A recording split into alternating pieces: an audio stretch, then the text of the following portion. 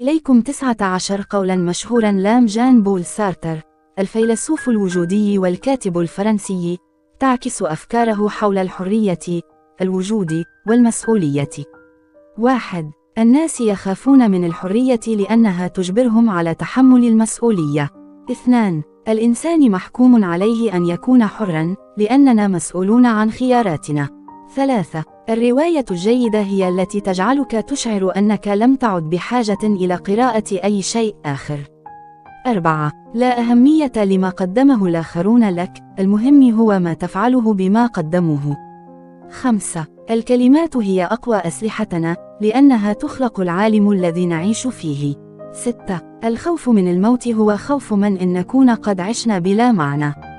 7. إذا كنت وحيداً عندما تكون مع نفسك، فأنت في سوء صحبة. 8. الحياة تبدأ من الجهة الأخرى لليأس. 9. كل كلمة لها عواقب، كل صمت أيضاً.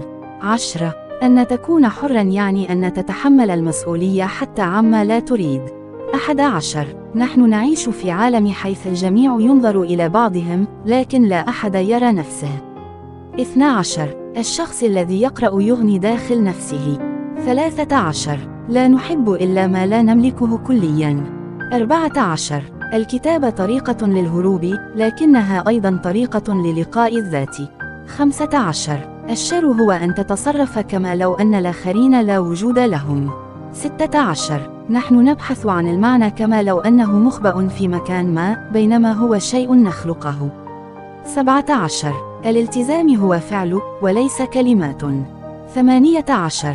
لا يوجد طريق ملكي للحرية، فكل طريق وعرة يجب أن تسلكها بنفسك. 19. العالم ليس له معنى إلا الذي نعطيه إياه.